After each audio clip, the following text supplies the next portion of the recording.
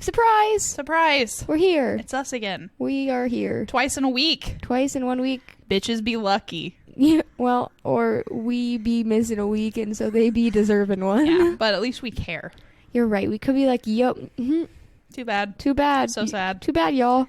But no. We're back. We said, let's do a little double feature moment. So that means we have to be funny times two. I know, and I feel like I exerted a lot of energy during the. She did. She was the funny one. Not so much. I don't know if I even really was, but I did exert a lot of energy attempting to be. So yeah, you did good. So yeah, here we are, bonus episode, and I'm Meara, and I'm Morgan, and we are Mysteriosities. Woo! We heard to do that so fast. That was like. Put us on fast forward. I think the bonus episode is going to be chaotic because I'm kind of feeling a little chaotic right now. Me too. We don't even have alcohol.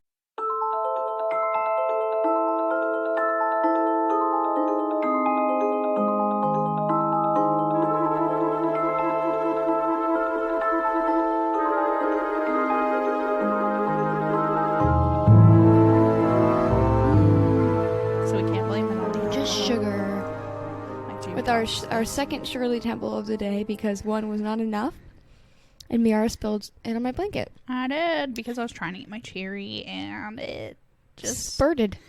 It did spurt. And there's grenadine on my little tray that I'm gonna have to clean now too. It spurted. I'll clean it real quick. No, you don't have to clean it, because I really need to clean that tray, because I put, you know how when it's not the Mysteriosities drink tray, how it's in my room and it has books on it. The other day, I ripped the back of my cover because it was sticky for some reason. Oh. Probably from drinks. And so I picked a book up off of it and went, and it like ripped apart of it. Oh, I hate that. I know. But it's King of Scars. Oh. And it has a really pretty cover without the sleeve. So yeah. I might honestly just take the sleeve off of it. I don't like those books. You're so crazy for that. I don't know. Leigh Bardugo is like so good. I love her. I liked Shadow and Bone. So that's so funny to me because I think Six of Crows was so I just good. Couldn't get into Six of Crows. Oh my god, all the characters were so good. The second one was better. No, they were both perfect. And I liked, what's her name? Inez. I know, she's perfect. I liked her. I love Nina. And Matthias. And Kaz. And Jasper. And everybody. Anyways, that's off topic. So, yeah. We're here for a bonus episode, and today we're going to be talking about reincarnation. Yep, we're doing a collab. A little collab. I'm pretty excited for our first collab, to be honest with you. Me too. See what we got. See what we got when we both got to do things. Work together. When we're working together, teamwork. Teamwork makes the dream work. Okay, so, moving on. So we're starting this episode off with Meara. She's got like I have the history and stuff, but first, yes, we're gonna have a little quiz at the end to see how in tune you are with your unconscious. With your unconscious. How in tune you are with your unconscious and your past lives.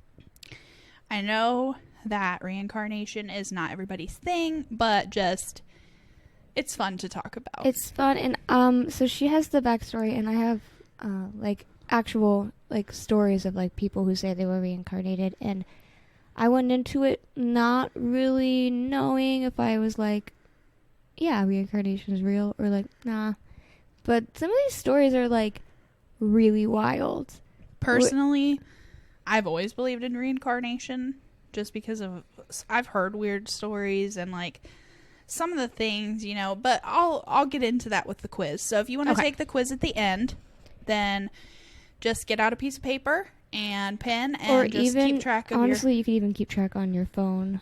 Yeah. Or I'm just old school. Or with your fingers, you could count on your fingers. Yeah. If you really wanted to. Yeah. You don't need a pen and paper. No, but if you so choose. Yeah, for sure. If it's easier for you to do that. I'm just too lazy for that, and I probably just would do it. I just did it on my notes. Well, I mean, I did it on your notes too, but I also could have just done it on my hands, and I would have been fine.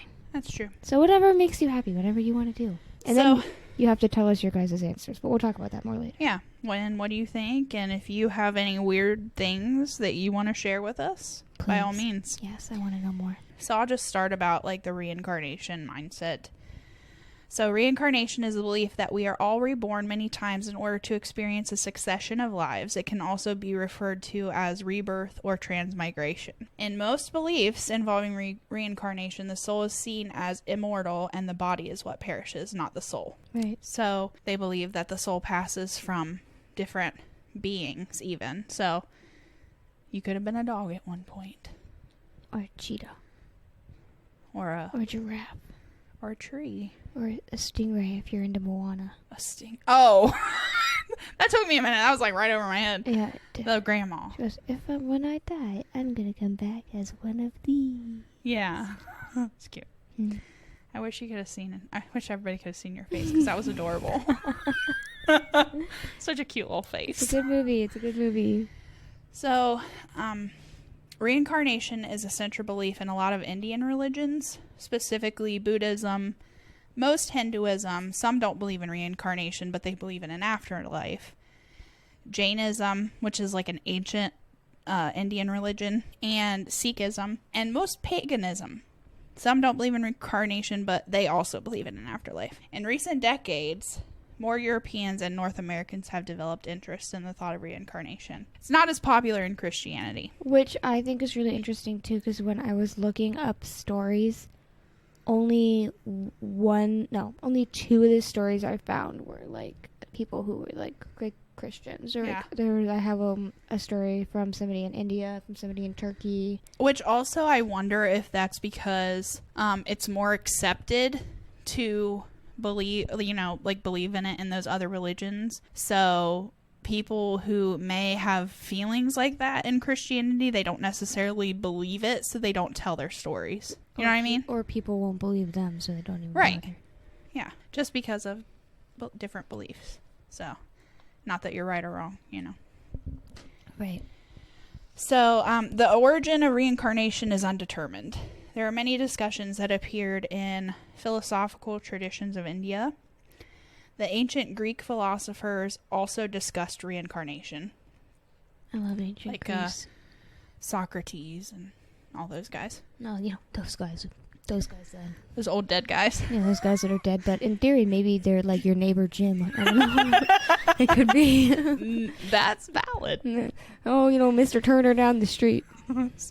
Socrates. Talks a lot about those Philosophy. those city-states from back in the day. That was funny. I remember city-states one time in social studies. We did like a project that was really fun, and you were split into groups, and you were like a city-state, and that's all I remember. But I remember that it was fun. I feel That's like you cool. had to keep it alive, and then they would tell you what ones survived wars with each other and stuff. Oh, cool. Yeah, That's a fun way to do it. it was fun. The Celtic Druids also reported to have taught a doctrine of reincarnation. Love those Celts. The first textual references of reincarnation appear in the Upanishads of the late Vedic period, which is circa 1100 to 500 BCE. Okay, I'm bad at time, but okay. Yeah, it's before 0. Before current era. These are late Vedic Sanskrit texts. That was hard to say. I don't know why.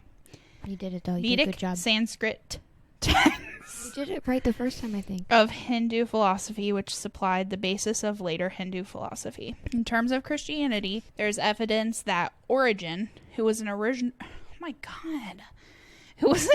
Christian theologian, taught reincarnation in his lifetime, but when his works were translated into Latin, these references were concealed. So, Interesting. sometimes that be messing us up. Bad translations. Honestly. Yeah. Did you know that if I could have any superpower in the world, it would be being able to speak and understand every language? So just some stats, and then Okay. we'll move on to stories, and Morgan's got the stories. I sure do. It is estimated that 50 million people in the world believe in reincarnation. Okay. This is 0.7% of the world's population. And a poll back in 2005 found that 1 in 4 people accept the possibility that they have lived before. Good. That's Fun. kind of more than I would think, actually. Right? All right, take it away. Oh, shit. Okay, right now? Yep. All right. Cowboy, take me away. So I have a couple stories. I have 1, 2, 3, 4, 5, and then I have like 3 small stories. So do you want me to just do them in order, or do you want to pick one? Like, do you want me to tell you and then you pick one? Whatever you want to do. No, do you want to pick them, or do you want to do them in order? Let's pick them. Okay, so I have the Pollock sisters. Okay. I have... I want to do that one first because you were so excited about that one. That's not even my favorite one. Oh, well, let's do your favorite one. Well, maybe we should save that for last. We're going to do them in order. You're indecisive. Okay. We're going to start with the Pollock sisters I like because I'm just going to do them in order. So I kind of got what I wanted anyway. yes, sure. So this happened in Hexham, England, and it was on May 5th, 1957. And I'm just going to start pre-death. Okay, here we go. Okay. So there was a woman, and her name was Marjorie Wynn, and she was driving her car, and she was very upset because her children were just taken away from her, so she decided to kill herself. She took what she thought was like lethal doses of like aspirin and phenobarbital. Is that how you say that? That sounds good. Anyways, so she got into her car with the intention of colliding with someone at full speed. Which, okay, let me just say Yep. that if you're going to kill yourself, which I wish you wouldn't, but like, don't take somebody else with you. Right, that's so because shitty. you're making a bad decision for someone else. That's so shitty. Yeah. Very selfish. That also reminds me of a story I heard where somebody jumped off a building and hit somebody, and then that person died too. So or like, you know, say that person didn't die. Well, guess what? If they killed you, then that's on their conscience forever. Yeah. Like, because I know if I hit a person and it wasn't my fault, I would hate myself for the rest of my life. Because that's who I am as a person. You'd never get over it. Right. So don't anyway. be doing that. Okay. Sorry, I got heated. Anyways, yes. So she ran off of the road onto a sidewalk, and she hit 3 children. Oh my god. And it was said that by some that she did that on purpose because her children were taken away, and so she like saw kids and like ran them over. That's horrible. Yes. So there was a 9-year-old boy named Anthony who was also killed. I wanted to bring him up. He's not relevant to the reincarnation story, but he did still die. So that's very sad. But then Jacqueline and Joanna Pollock. Do you think it's Pollock or Pollock? Is it Pollock? Okay.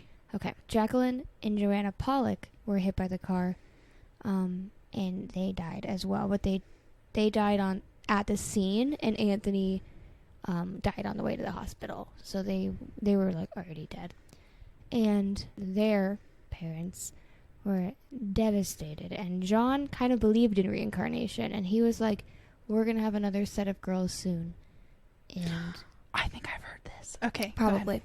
And so, just as if he had willed it, Florence got pregnant, and then the doctor said, well, it's just like one baby, but it wasn't. It was twins.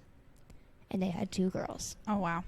Yeah, I think I've heard this. Yes. So he thought that it was Jacqueline and Joanna. Right. But the new girls, the twins, were named Jillian and Jennifer. They like their J's. Well, Jillian was actually spelled with a G. Oh. It was a G Jillian. Oh, throwing things off here. I know, right? Which I think it kind of looks really pretty with a G, I'm not going to lie. It's like Gillian Flynn. Yeah, that's exactly what I was thinking of, actually. And so Florence was more skeptical. Like I said, John fully thought it was them, but she didn't really. But there were still some signs that were kind of hard to ignore. Like Jennifer had a scar across her forehead that is the exact same spot that Jacqueline had a scar. Oh. And Jacqueline got that scar because she had fallen and hit her head on a bucket, but it was in the exact same spot. And Interesting. then Jacqueline also had a birthmark on the left side of her wrist. It was like a round dark mark, and Jennifer had the same birthmark. Oh, wow. So Jennifer had a scar and a birthmark that Jacqueline had. So Jennifer, Jacqueline. Yeah. Jillian, Joanna. I know, it's a lot of names to remember. A lot of J names, too. They could have made this easier for us. JG names, but that's okay. Okay. So, like I said, they were from Hexham, and they moved away from Hexham when the twins were 2 years old. Mm-hmm. And they moved to Whitley Bay, which isn't fully relevant to the story, but the point is they moved away Right. when they were 2, and then they ended up moving back to Hexham when the girls were 4. Okay. But they like pointed out landmarks that they were familiar with, like the school, like a playground, Oh, like wow. things that 2-year-olds wouldn't remember. Like they moved away when they were 2, they wouldn't have memories like that, but they would like point things out and recognize them. Shit, I don't even remember stuff. Like, Exactly. Weird. Yeah. And then they also had like dolls and stuffed animals that had names, and they like knew their names, like knew the names that Joanna and Jacqueline had named them. And they also never fought over toys. They just would take the toy that their reincarnated version of them Was theirs. Like, was theirs. So like Jillian like had Joanna's toys and Jennifer had Jacqueline's toys, and they never fought over them. They were just like, this is mine, this is yours. Okay, we're in business. That's also a little bit weird. Mm-hmm. And right before Jacqueline and Joanna died, Jacqueline was still learning how to write, and her teacher had told her parents, like, hey, you all need to do something about how she's holding a pencil. She's not holding it correctly. She was like doing that like weird fist thing that people do with pencils. Right. And so when Jillian and Jennifer were learning how to write, Jillian held the pencil correctly right away, but Jennifer struggled with writing, like, or learning how to write for like several years until she was like 7 or 8. She always tried to hold the pencil the same way. Oh, wow. That Jacqueline did. Also weird, because in case it's like, it's not like fully relevant, but like Jacqueline and Joanna weren't twins, so like the first daughters were, you know, like, right. Jacqueline was still learning how to write because she was younger than Joanna. But like Jillian and Jennifer were learning to write at the same time. Right. And Jillian could do it right away, and Jennifer had like issues with it. And then there was this one day that Florence saw Jillian cradling Jennifer's head and saying to her, "The blood's coming out of your eyes. That's where the car hit you." Oh, shit. Mm-hmm. Oh, that's so crazy. Mm-hmm. And their father did report that when he had to identify their bodies, Jacqueline's head was bandaged above her eyes. So, there's that. That gives me the heebie-jeebies. And then they had reoccurring nightmares throughout their childhood about being run over by a car. Oh my gosh. So, it's also a little bit weird. But just like in most cases, not all, but a lot of them, like memories are fresher when you're younger because you're closer to that life. But the more life that you're living in this current you start body, to forget you start to forget. So when they turned in your around, case, quicker than that. Literally when I was like 1 day old. So when they turned 5, memories of their past lives started to fade away. Okay. So that's all I have on them. Their memories faded away when they were around 5. Yeah. But still. But a lot of that stuff's pretty weird on their case. That's pretty weird. I like it. The doll thing, the pencil thing. The thing with the blood in the eyeball, that got me. Mm-hmm. That got me. So that's the Pollock sisters. Okay, I'm ready. I'm ready for the next one. I'm the excited. next one is a man named Semi Tatumus. Yes, that's how you say that. I looked it up. And this one took place in Turkey. So, okay. On May 9th, another May one, kind of weird, 1958, which is actually the year after, too. Ooh, that's kind of weird. I didn't even notice that. Because Pollock was 1957 and this is 1958. Interesting. Anyways, Salim Vesley had been working on his field, and it was bordering his neighbor's vineyard. And this was in Hatanköy in Turkey. And his neighbor's name was Isla Durbleki, and they had like minor beef. They didn't have like massive beef, but they kind of had some issues because sometimes Salim's donkey went into Isla's vineyard, and he wasn't down for that. Yeah. He's like, "Get your donkey off my yard. Get your ass out of my face." I had to do it. That was pretty funny. That was good. That was good. Anyways, but one day, oh, you know what? Mom actually told me, she went out of her way to tell me that anyways is not a word. So, sorry, everybody. Yeah, she mentioned that to me, too. She said it's anyway, not anyways. So sorry, everybody. Anyway. One night, his donkey returned home without him, without Semi. And so they went to go check on him in his field, and they found him in pain, still alive, still breathing, but he couldn't speak because he had like a shotgun he was like shot through the ear. Oh. With a shotgun. Yikes. Which is like pellets, right? Shotgun is like not one bullet. It's like, whoosh, so it's like... Yeah, like shatters. Yeah, so, that's unpleasant. And he seemed to indicate, though, that it was somebody in the village that had done it. Uh-huh. And he ended up dying 6 days later, but he was never able to give the name of who killed him. Okay. So, they had 2 suspects, and eventually Issa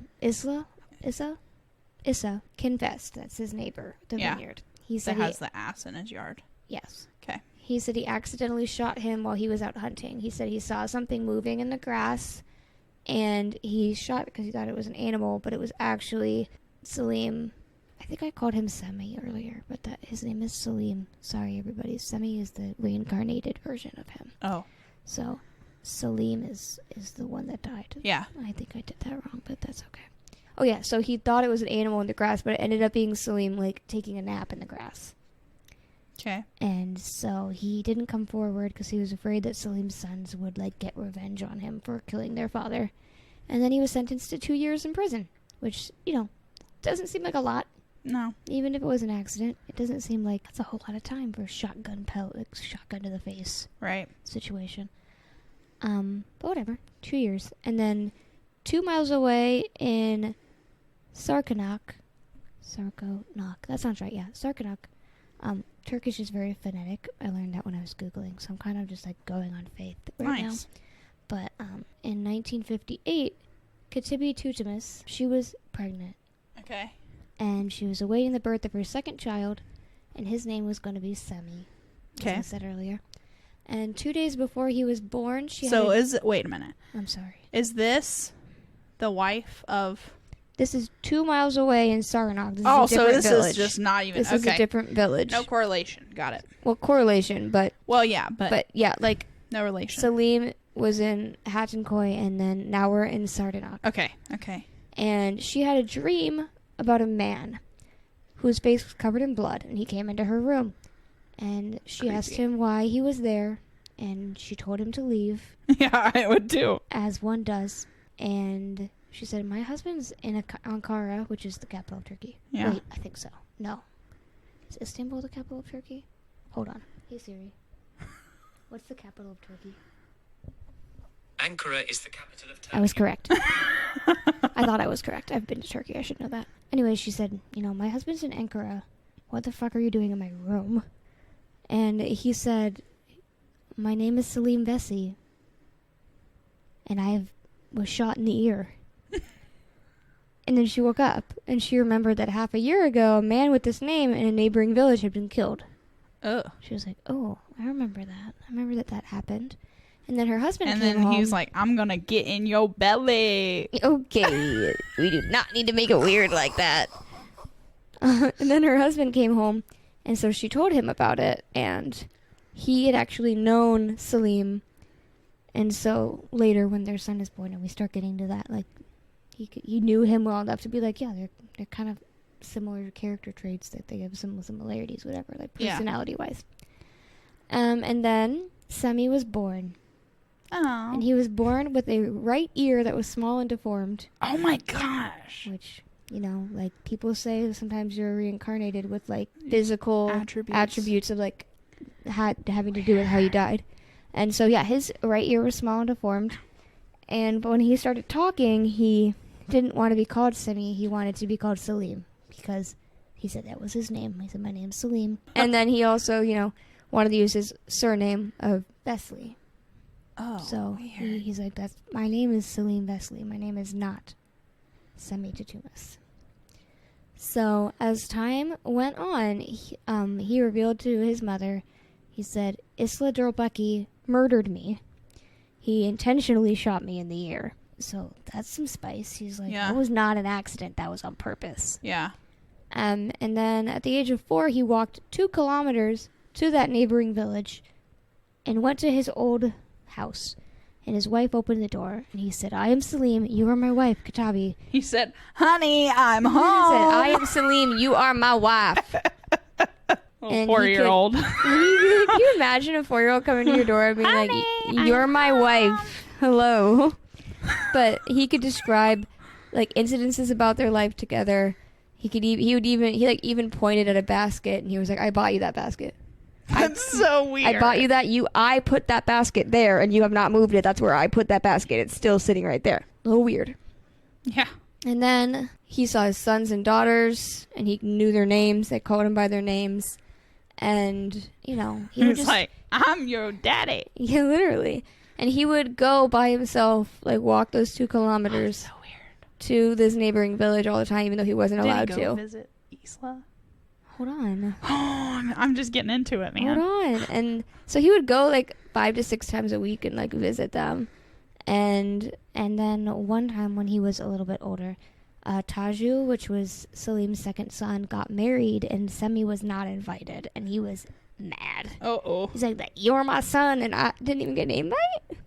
So he stopped visiting them for like 2 months because he was so mad that he didn't get invited to the wedding. Yeah. And then to make up for that, he then got invited to his youngest son, Hassan's engagement party. Okay. And Semi even asked his dad for money to give his son. He's like, hey, Dad, can I have some money to give to my son? And then when Hassan got married a year later, Semi's father gave Hassan, like, money, at the wedding. That's so funny. Imagine just, like, having to give random strangers money because your son says that that's his family. Kind of funny. And then... This is what I want. When Semi was 8 years old, Katabi wanted to remarry, and he heard about it. He like got wind of the tea, so he went there to talk to the man who was trying to steal his wife and threatened to kill him if he tried to marry. He was 8.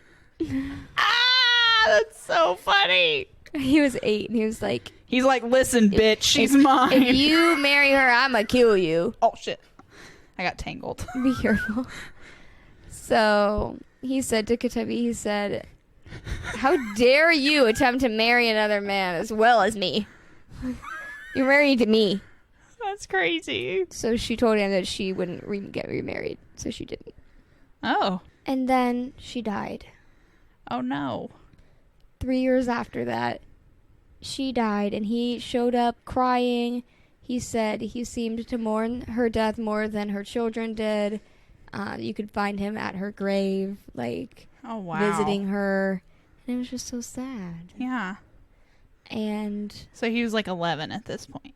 Yeah, probably. Around like 11, yeah. And then, so now we're back to Isla. Okay. Ready. Who, after he was released from prison, he, like, sold Reiki schnapps. I'm not sure. It's like a drink. I'm assuming a schnapps is a drink. He would, like, carry around the bottles and like around town and sell them, and whenever Semi saw him, he would throw stones at him and break his bottles. That's amazing. The only thing that would have made it better if he had a slingshot. I don't know, he might have. I think slingshot would have really done the trick. He could have had it. He could be slingshotting them, but he would like break his bottles. That's awesome. And then just to go back to that, to what he said happened. He said that he had been in conflict with Issa about his donkey straying into his vineyard, which we talked about earlier. Mm-hmm. He said that he was napping, and Issa found the donkey once more and grabbed his gun and shot around at the sleeping man. Then he said that he opened his mouth and spat into it. And it's a superstitious belief, apparently, that the dead or injured person can't give away any information about their aggressor if you like spit in their mouth. Oh. And as we know, he didn't. He couldn't speak when they found him, and then he died before he could say who killed him. It's kind of gross. Yeah. So, like, Issa was asked again, like, was this on purpose or is this on accident? And he's like, vehemently denied. Yeah. That it was on purpose. He said it was an accident, but he did say he was afraid that that Semi was going to take revenge on him. But Semi, as he got older, he was convinced to kind of leave him alone. He was like, somebody told him, he was like, well, if you get revenge on Issa and kill him, what if he's reincarnated and then he comes after you? Right. And what if you just start like a cycle of you two going after each other over like all of your lifetimes? Right. Why would you want to start that cycle? So he stopped like thinking about revenge, but every time he saw him, he still wanted to throw stones at his bottles, but he didn't. He refrained. But That's funny, though. Yeah, so he was kind of convinced, let's leave this be. You're not trying to start, like, a cycle of revenge. Like, right. That could go on for lives and lives and lives and lives. And why would you want to do that? Yeah. So, yeah, then Semi returned to that village and visited his children throughout his life. And that's all I have on that story. I liked that one a lot. I think that one is pretty interesting. That's my fave so far. That's your favorite one so far? So far. Okay, well, we're going to keep going because I Okay. have more. Now we are going to talk about James Leiniger. James. Let me see the last name. Leininger. It's almost like my last name. James Leiniger. Leininger. Leininger. Leininger. Leininger. There you go. James. Jamesy. Anyways, so we're talking about James. But first, we're going to talk about a different James. Okay. Okay, because James Because they Huston- can't have different names. No, they have the same name. Yeah. And that actually ties into it in a kind of interesting way that I'll tell you in a second. But Okay. James Huston Jr. was an American fighter pilot who was killed in action during World War II. Okay. He was killed on March. Okay, I think I know this one. This one is the one that I knew like about. super popular one. Yes, this the is little the one. voice talking about planes and Yes. stuff. Yeah, okay. This is I the love one this that- one. This is a good one. This is the one that I had like vague recollections about before I started looking things up. He was killed on March 3rd, 1945, and he was 21 years old. He was a Navy pilot, and he was killed on a mission over the Pacific Ocean, and the Japanese artillery shot down his plane. It hit the middle of the engine and caused the craft to just nosedive into the water. James Leininger Yep. was born on April 10th, 1998 to Bruce and Andrea. What date was it? April 10th, 19 what? 98. 98. Okay. And he started having night terrors when he was 2 years old. He was like screaming and crying. And his parents used to come in, and he would be laying on his back, kicking and punching towards the ceiling, like if he was trapped somewhere and like trying to get out. Yeah. And he would be yelling, "Airplane crash, plane on fire, little man can't get out." Oh. And when this kept happening, Andrea asked him, like, "Who's the little man who can't get out of the plane?" And he was like, "Me." And then she was like, "Well, what's his name?" And he was like, "James." And obviously that's also his name, so she was kind of like, "Huh, okay." And she would be like, "Well, who else? Like, who else was kind of like, who else knew James or whatever?" And he was like, "Oh, I had a friend named Jack Larson." That comes back later. That get weird. Yeah. So then when he was like 3, he started drawing pictures of battles and stuff. There was like a lot of repeated themes of like planes and like crashes and that like kids don't know about. Yeah, and and it was really funny. I didn't write this down, but I remember that one time his mom was like, "Can't you draw something like flowers and like something?" And then he drew a battle, and then he drew a flower, and then he drew like an airplane battle, and then and like he's a a flower sarcastic asshole too. It's really, Love really it. Funny. But he would sign all of his drawings James 3. Oh. And when his mom asked why, he'd be like, "Because I'm the third James." If you remember, James Huston Jr. is a junior, so his dad was named James. Right. He was named James, and this makes this James the third James, which I think is crazy. That's weird. And he also had like an obsession with World War II aircrafts and propellers, and he knew things about them that like you shouldn't know as like a child. Right. Like one time his mom like bought him a plane, and she was like, "Oh, there's like a bomb on the bottom of the plane." And James was like, "That's not a bomb, that's a drop tank, Mom." Get it right, bitch. Yeah, and she was like, I never heard of that. I don't know what that is. And he knew what it was, so. I don't know what it was either. One time he was playing with his planes, and he said, "Mama, before I was born, I was a pilot, and my airplane got shot in the engine and crashed into the water, and that's how I died." Oh, wow. Mm-hmm. What do you say to that as a mom? Oh, okay. Okay. Cool. I mean, sorry. And then his dad really didn't buy into this at first. So he would ask him questions and stuff like that. He'd be like, "Oh, well, who shot your plane down?" And he'd be like, "The Japanese." And then his dad was like, "Well, how did you know it was the Japanese?" He was like, "Oh, the big red sun," which is on the flag. Oh, yeah. And then his dad was like, "Well, where did your plane come from?" And he was like, "Oh, it came from a ship." He was like, "Okay, well, what was the ship called?" And he said, oh, it's called a natoma, which is like not like just a random name you would just come up with. You know what I mean? And then one time, so his like dad wanted to kind of look more into it, and he got a book about the Battle of Iwo Jima, and James saw it, and he said, oh, that's where I died. Oh my God. Mm-hmm. So then his father started doing even more research. And As you would. As you would. And he found that there was a ship called the USS Natoma Bay, CVE-62. I don't know what that means, but I'm putting it in there because it was on the Wikipedia page. And it was at Iwo Jima. Wow. And Uh-oh. there was an assistant armaments officer named Jack Larson. Oh, I knew it! And that's pretty weird. Yeah. Am I right or am I right? So then his mom found James's sister, Anne Barron, and told her what was going on. And Anne said, I completely believe it. Which I think is cute. Yeah. So then they met. And about meeting Anne, James was like, it felt like seeing someone you haven't seen in a long time. Aww. You know. And then later when asked, Anne was like, I think that's probably a reincarnation of my brother. That's so cute. And then they went to Japan. Uh-oh. And they sailed to Chichijima, which is the site where James's plane was shot down.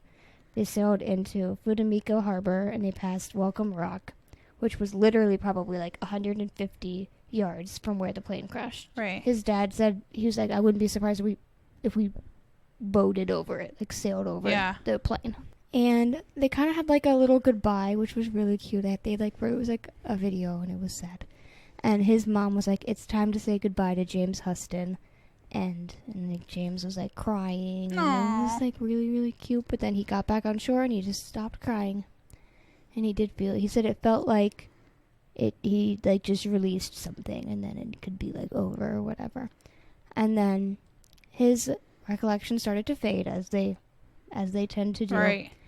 But among his prized possessions are 2 presents that Anne Barron sent him. It was a bust of George Washington and a model of a Corsair aircraft, which were among the personal effects of James's that got sent home after the war. Oh. I think that's really cute. I love that. And then his parents ended up writing a book about it. It's called Soul Survivor, the Reincarnation of a World War II Fighter Pilot. Wow. That's awesome. So if you think that you want to hear more about that, check it out. There's a book you can read, and that's what it's called. Are you ready for the next one? Yes. I told you I have so many. I don't have to do all of them if you want me to skip one. I don't care. My hips are starting to hurt. Okay. Well, I got to stand up here soon. We're gonna do this one. Are you ready? I'm ready. You might have heard about this one too, because it's about Anne Frank. I don't know if I've heard about this one. No? Okay. But it's weird because Alex just bought the magazine, the Life magazine about Anne Frank, and put it on our coffee table. It was our first magazine on our coffee table. Kind of a weird choice for the first magazine on your coffee table. Why? I don't know. Anne Frank. It's a Life magazine. Oh. At least it's not like Cosmopolitan or Playboy. I wasn't judging that hard. I was just saying it's a weird first magazine to be on your table. Anyways, okay, so Anne Frank died in the Bergen-Belsen concentration camp in 1945. And less than 10 years later, in 1954, Barbara Carlin was born to parents in Sweden. And when she was less than 3 years old, she told her parents, well, my name's not Barbara, my name's Anne Frank. See, I haven't heard this one. You haven't? Mm-mm. See, this is another one that I'd kind of heard a little bit about. But during her childhood, she'd tell her parents details of her life as Anne, in addition to having nightmares where men were, like, running up the stairs and kicking in a door to her family's attic hiding place, which really worried her parents, so they took her to see a psychiatrist. But she had learned by that point that people didn't react well to being told that she was, like, reincarnated, so she, like, didn't talk about it with the psychiatrist, and the psychiatrist was like, oh, no, she's perfectly normal. Yeah. You know, it's not that hard to trick a psychiatrist if you really want to. Right. So that's what she did. She was like, oh, what do you mean? Who's Anne Frank? I don't know what you're talking about. And they were like, oh, no, she's normal. But then when she was in school, when she was around 7 or 8, she was really confused because her teacher started talking about Anne Frank. She was like, well, why does my teacher know her? Mm-hmm. Weird. She also had, like, an irrational fear of men in uniform. Mm. And And in order to get past that fear, and when she got older, she actually decided to become a mounted Swedish police officer. Huh. But that's just a little fun fact. And she also had, this is kind of just some random stuff. This is a little bit chaotic of me. But she had like an aversion to beans. Like she really hated beans. And the Frank family like lived on beans when they were in the attic. Yeah. That's something that if you have weird aversions to certain things or weird fears or stuff like that, they say. Yeah. She also refused to take showers. She only took baths, which obviously they would say like that's because of the concentration camps, that's like what I the was gas thinking. chambers. Like the people thought that they were taking showers sometimes, and it was just and she also didn't like having her hair cut, and that was brought back too to like they like shaved people's heads. Yeah. And then when she was 10, they went to Amsterdam. Mm-hmm. And during that visit, her father took the phone off the hook at the hotel. He like called the front desk. He was like, "Hi, we need a taxi. We're gonna go to the Anne Frank house." And Barbara was like, "Oh, we don't need a taxi. It's not that far from here." And she knew the way. And she walked them there. Oh shit! Mm-hmm. And then when they got there, she was like, "Well, this is strange. It didn't look like this before." And that's because like the stairs up front were different. They weren't the same. There'd been changes. Yeah. And then they went into the house, and she got like really nervous and like pale when they were going up to the narrow staircase. Yeah. Up into the house. And then when they're up in the attic, she went into a smaller room. And she was like, "Oh my God, look, the pictures of the film stars that I hung are still up here." And her mom looked at the blank wall, and she was like, "What do you mean? There's nothing here. The wall is blank." Then she asked the tour guide about it, and the tour guides were like, "Oh yeah, there were pictures up there. We took them down because we're going to mount them under glass." So she like knew that there were pictures there. Oh man. And in fact, weirdly, like somehow still saw them, even though they weren't there at the time. Right. And then she also was a very good writer.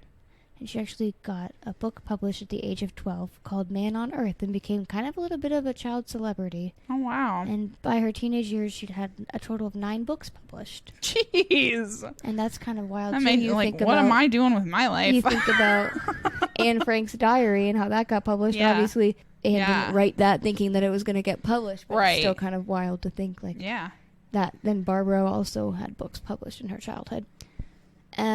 And like always, memories started to fade as she grew older, but in her 40s, she started to have really negative interactions with another mounted police officer, which triggered memories of her time at the concentration camp.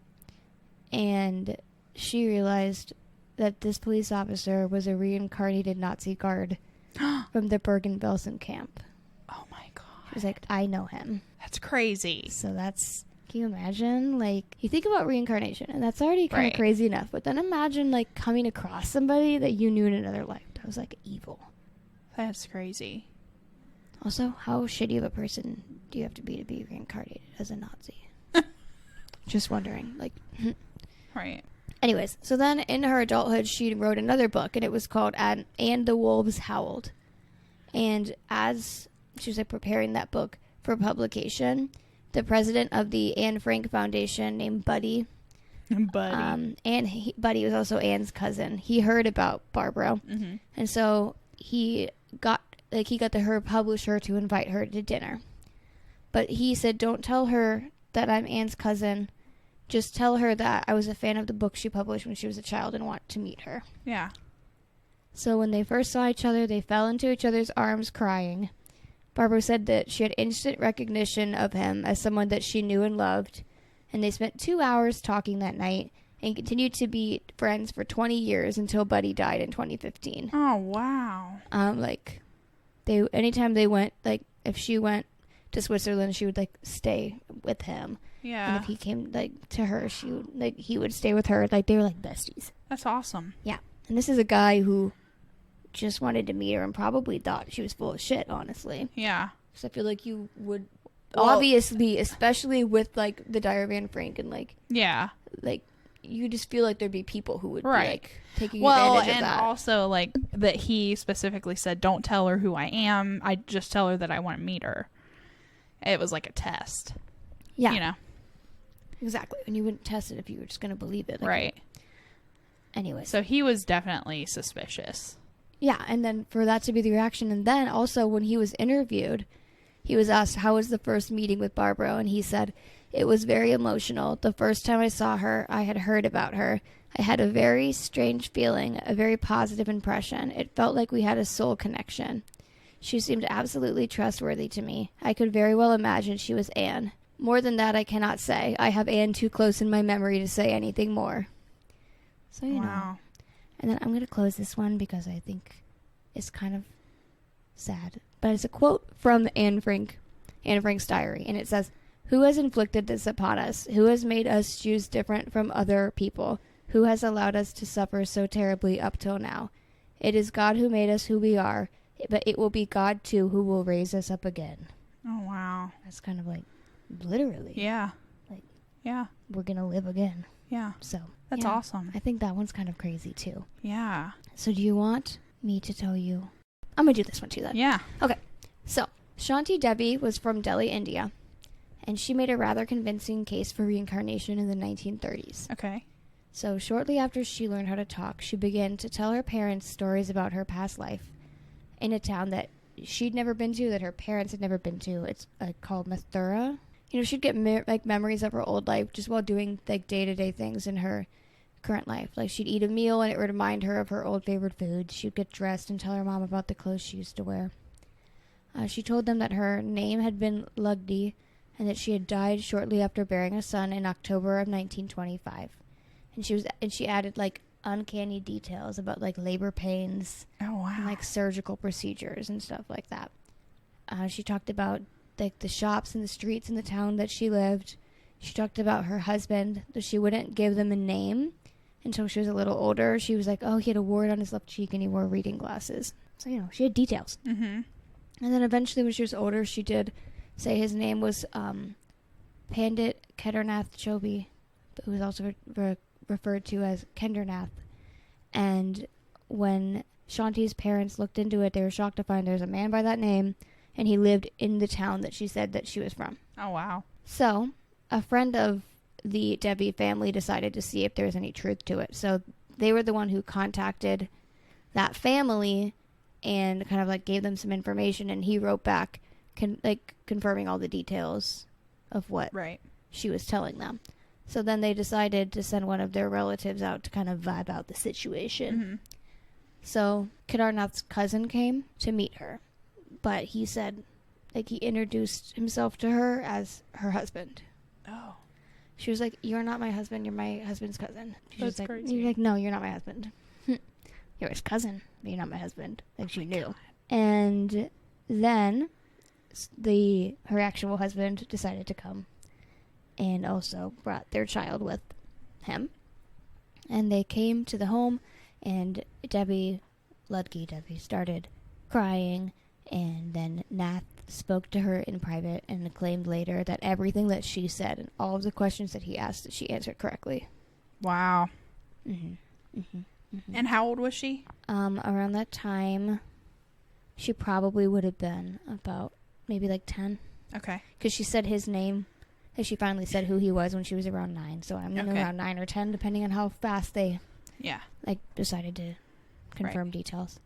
And then they did go back to Meara, and she directed people to her house. They were like, nobody help, everybody be cool, we're letting her lead the way. And she took them there, and she would be like, oh, that street wasn't paved before, or like, oh, that building wasn't here last time I was here, and like saying all stuff like that. And the driver who was taking them, or like not taking them, because again, she was leading, but like going where she said, confirmed that everything she was saying was correct. Yeah. Wow. And then when they made it to the house, she was like, oh, I can prove this. Like, I buried treasure here when I was alive. And so they were like, okay, where is it? So she ran upstairs, went to a corner of the room, and said, oh, there's a box under this floorboard. And so they pulled open the floorboard, and then there was a box. Stop. But it was empty. Somebody found it. Yeah, her husband admitted, yeah, I took that money out after you died. Yeah. So there was stuff in there. Oh, my God. So, yeah. And then they went to her former parents' house, and she was able to identify them out of a group of like 50 people. Oh, wow. And then they like hugged and they were like crying. And That's crazy.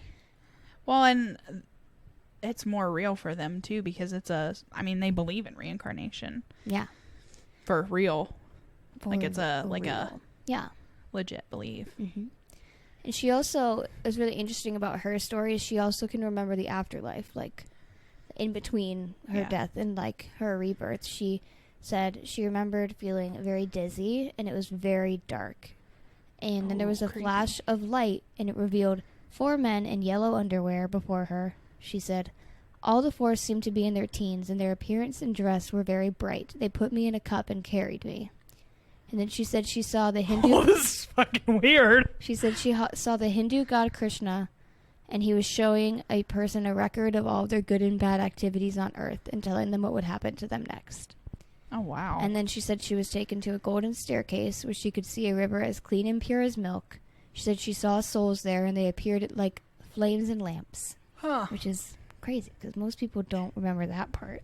But she had like all these details about the afterlife, which is really interesting. Did you ever see the movie Soul? No. Oh, okay. Never mind. But then she passed away in 1987 at 61. But a Swedish author ended up writing a book about her story. It's called I Have Lived Before. And that book came out in 1994. Huh. So that's the last of my big stories. I just have like a couple really small ones. Should I do them or should I stop? If you want to do them. Okay.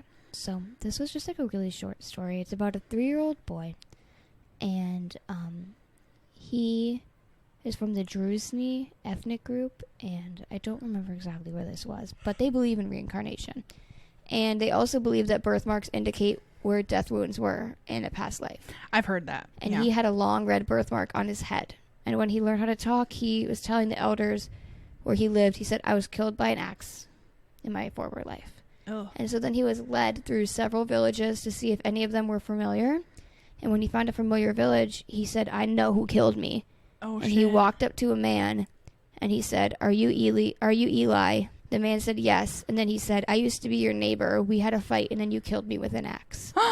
And then they said the man went white as a sheet. Did he pass out? And he said, oh man. Then the 3-year-old boy said, I even know where you buried my body. Oh shit. And he led the elders to a pile of stones under which they found a body with an axe wound to the head. Oh, he also led them to where the axe was buried. And after that, the killer confessed to his crime. Oh my gosh, that's amazing. Yeah. So justice. That's pretty fucking wild. Also imagine getting away with murder and then somebody being like, a 3-year-old being like, you killed me. I got you now, bitch. Let me lead you to where you put my body. Okay. Anyways, I also don't know if you've heard, but there's several children, like there's several like 9/11 stories, like reincarnation from people who died at 9/11. And that's so weird to me because it just doesn't seem that long ago. I know, but I'm becoming one of those old people. Like, I remember when. I just have a couple of like short stories about that. There's like, there's a woman named Rachel Nolan and her son when he was 3 years old. She asked him what he wanted to be when he grew up, and he said, "I don't want to be a firefighter. I have always been and already am a firefighter." And his family was like, "What?" And he was like, "I used to get up in the morning, go to work, and in the evenings I would come home and take off my fire proximity suit." He said he'd also mentioned having to use an axe to check if there was fire behind the walls, having to flee a site if it was too dangerous, and they were just like baffled because the detail in those answers are more than a 3-year-old would say about wanting to not be a firefighter. You know what I mean? Who says proximity as a 3-year-old? Exactly. So she still kind of thought that it was just like his imagination. But then he saw a picture of the World Trade Center in a magazine, and he said, "The bad men burnt these buildings, and people had to jump, and I couldn't help. There were people waiting for firefighters, waiting for me, and I could not get there to help them." Oh my god, that makes me so sad. Yes. Oh my god, I'm going to start crying. Okay. And he also could give details about the model of the trucks that were used in New York that day. Oh my god. Which was a Ford Johnson R8. And yeah, she was like, I think he was recalling a past life and that he was the reincarnation of a firefighter who died in 9/11. And then, I need a tissue. She needs a tissue. And then there was a documentary called The Ghost Inside My Child. And Molly had a son named Cade who started having nightmares when he was like 3 years old. And he would wake up screaming about falling and about his legs being broken off. And then he started drawing two skyscrapers with a man falling off of them. She said that he was obsessed with talking about death. And he was always reassuring her that we don't die. You know, like saying that, you die and then you're going to come back. And he also told her that, like, he chose her. And that he was older than she was. And people say they think he might be the mysterious falling man. You know that picture? Yeah. Since he was talking about falling. Oh my gosh. And then the last one. Another mother, her name was Lucia, claimed that her 4-year-old was a reincarnation of someone who worked in the Twin Towers. She said when he was shown a picture of the towers, he was able to identify the window of the office where he worked. And he said he felt the building fall. And then, most disturbingly, he said, "Mom, I'm still buried there." Oh, wow. Yeah, so those are the 9/11 reincarnation stories that I have. Remember when we went to New York and we went to the, what is it? The new building. What's it called? The Freedom Tower or whatever. Yeah. I don't remember, actually. And, like, how uncomfortable I was in there. Like, me and Cameron both were so uncomfortable in there. Yeah. And I don't know if it's like, I don't know, me being more in tune with feeling stuff or what. Because, right. I do feel like I can feel stuff like that sometimes. But, man, that just hit me. I know. And because I didn't want to leave it on that note, I did want to say that Kim Kardashian thinks that her son is her father reincarnated. Oh, wow. So she said, I guess she has which son named Psalm. Yeah, Psalm. She said before he was born, she visited a medium in Bali who told her she would have another son and that it would be her father reincarnated. And she said that the medium had no idea that she had a surrogate who was pregnant with the boy at that time. Oh, wow. Sorry, I forgot it was a surrogate. And then people have come up to, like, her nanny and her to just tell her, like, oh, he's a family member reincarnated. And so everyone just thinks it's her dad. And she said, oh, he's also left-handed like my dad. And to that I say, Kim, you don't got as good of a story as everybody else. Like, oh, he's left-handed. It's definitely him. Until he goes, OJ did it. Literally. Okay, so that's all I have. Those are all my stories. Wow. That was powerful. Those last ones really got me. I was like ready to just start crying. I know. Like straight tears. And it's the Anne Frank one and then the 9/11 stories. Was tense. It's intense. Okay, so you want to do the quiz? Yes.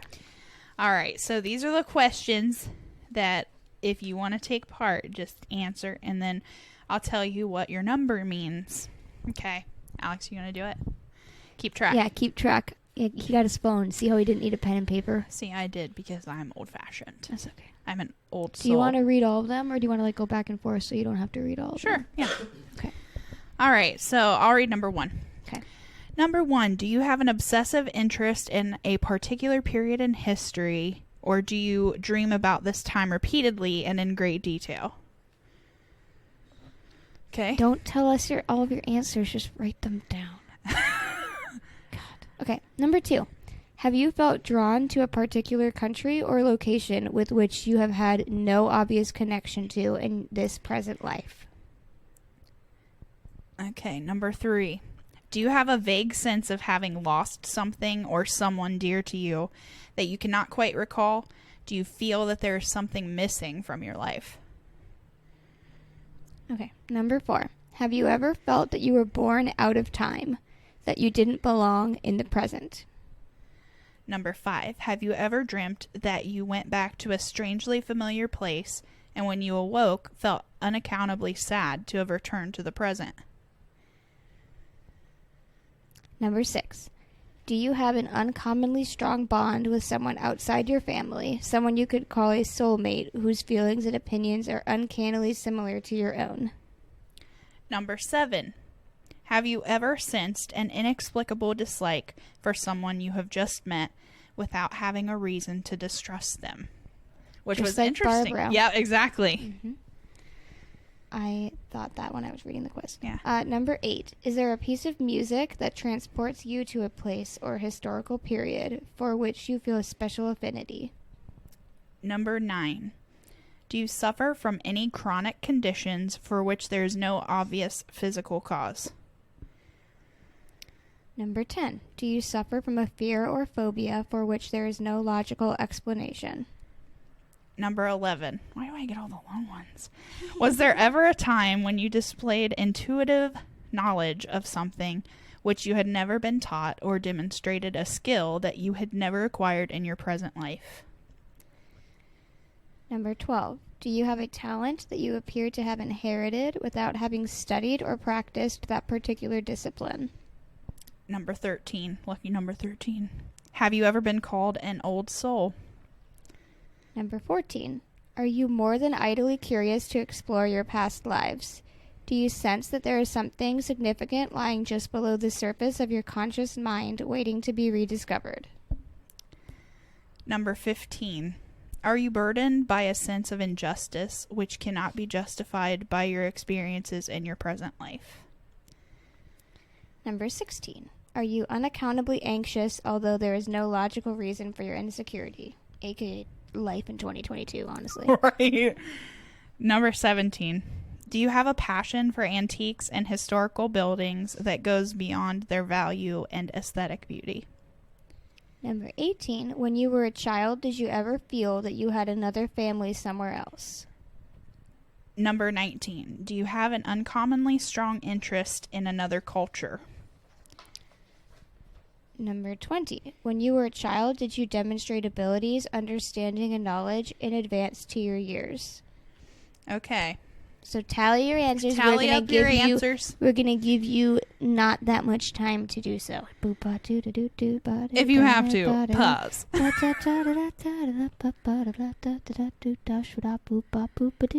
Time's up. Okay. So, if you answered yes to fewer than 3 questions, it suggests that you may have unconsciously suppressed your memories of your past lives. If you answered yes to between 3 and 5 questions, which is Morgan. I did 5. I only had 5. It indicates that you have intermittent and involuntary recall of a former life. If you answered yes to 6 or more questions, it suggests that you have an uncommonly strong connection with the unconscious. Which is you, because you had 12. I had 12. 12 out of 20. That was weird. That's impressive. It was weird. And also, I'd like to give credit to Paul Rowland. I got this test out of his book, so this is all credit to him. Oh, I love that. So I just wanted to give credit where credit is due. Yes, you know. we did not make that quiz. So if you want to share your answers. Yeah, Alex, what did you get? I got 9. 9. Okay. I feel it. That's that means you're in the high one too. Yep. So Okay. interesting. I love that. this. I really like that That was quiz. fun. So I hope that everybody tells us what they got, but also if you have any weird, I want to know if y'all have like a weird phobia that doesn't make sense. Yeah. Or like if you have a birthmark and you think it could be like how you died in a past life. Sorry if that's kind of dark, but like let me know. I don't have a birthmark, so I'm like I don't. It's a mystery to me how I died. I don't either. It was also really weird that I wanted to tell you, and I know that this episode is longer than we anticipated, so I probably shouldn't be just like fucking around. And if my TikTok refreshed, my TikTok refreshed. Last night, when I was on TikTok, the last TikTok that I listened to that just came up on my For You page was "Sighs You Died from Heights in a Past Life," and it's this person. And she talks about past lives all the time. There's my God. There's like, how many past lives have you lived? How I read past lives. And I kind of wanted to play this, how many past lives have you lived? And like see if it's something interesting that we could say. Yeah. So can I click it? Yeah. Okay. A lot of you have asked me if there's a way to tell how many past lives that you have lived. I didn't want to offer this as a service until I was absolutely sure that there was a way for me to find this out. like something I trusted too. Ironically, I actually had a client help me figure this out, and I have since confirmed it on like 100 people. So now I offer it as a service that you can book with me. I guess this could just be her trying to get a service. Well, the link is in the bio. Second thing, I have a family YouTube channel. Okay, well, I think that she's just saying I'll you just can cut this go do that. But I mean, I did think it was super No, that weird. is weird. That's literally the last TikTok, and she has stuff about birthmarks too, and like. Birthmark indicate that you died by fire, bleeding out, infection, or sickness in a past life. Huh? Who is it? It's she's called the Celtic Sprue, the Celtic Sprue, the Celtic Sprue. Yeah, and she has a bunch of stuff I about wanna hear that, birthmarks. Oh, you want to hear that one? Okay. Birthmark can indicate that you died by fire, bleeding out, infection, or sickness in a past life. Location does not always matter, but if you have a red birthmark and any of these resonate with you, this could indicate how you died or trauma you've experienced in a past life. Yeah, so she has a bunch. I'll send you it. So if you want to like fully creep, you can. Yeah, I and we'll wanna, link it. And we'll link it. There's literally, she talks about past life sicknesses, heart birthmarks, symbol birthmarks, past life poisoning. Like literally, this is like a big thing that she talks about. So I thought it was so weird last night where I was just like having a little TikTok moment before I went to bed. And I got to that TikTok, and I said, what the fuck? And then I closed TikTok because I wanted to be able to show you that it was the last thing on my feed, but it refreshed. Whatever. But it really was the last thing on my feed. Maybe we could do like a poll, like seeing which people got or whatever. I'll have a good poll. But I do want everyone to tell me if you have birthmarks or weird phobias or like anything like that, because I'm really, really curious. Because my answers, I thought, to that quiz were kind of boring, and I don't have like a weird phobia, and I don't have birthmarks, and I'm really sad about it. Yeah. I want a weird phobia. Maybe I don't, but like I do at the same time. Yeah. Well. Because it's like real weird and interesting. I don't know. All right, so we got to get off here. Yeah, no, this was supposed to be kind of like a shorter bonus episode, and it was absolutely not at all. But it was fun. It was very fun, very interesting. And educating. And I liked the collab vibes that we had here on this too. day. I think that it was very fun. Have a little back and forth. Yeah, love it. So maybe we'll let us know if you like the collab style too, because we could do more of them. Or maybe you don't like listening to us both talk at the same time. Maybe you just want to hear Meara or me or Meara or Meara or Meara. But yeah, let us know about the collab vibes, because I feel like we could do more of these in the future if y'all are into it. Or cool topics that we could cover that have like a lot of stories like this did. Yes. Like, I really want to talk about glitches in the Matrix. No, we have to talk about glitches in the Matrix. Love I think that is super interesting. And like, what did I say? Like time jumps? Yeah. Or something like that? Like, lost time. Yeah, but I also was listening to an episode of Morbid, which is obviously my favorite podcast. And it was a listener tale. And we can cut this. I don't care. But like, I think I told you about it. No, maybe I didn't. It's like these girls, and they went into a gas station, and it was a super weird experience. And the guy seemed really weird, and like there's another guy, and he seemed really weird, and everything about it was super spooky. And I'm not going to give a lot of details because I forgot. But basically, when they told their parents about it, their dad drove by it a couple weeks later and said it looked like it had been closed down for like years.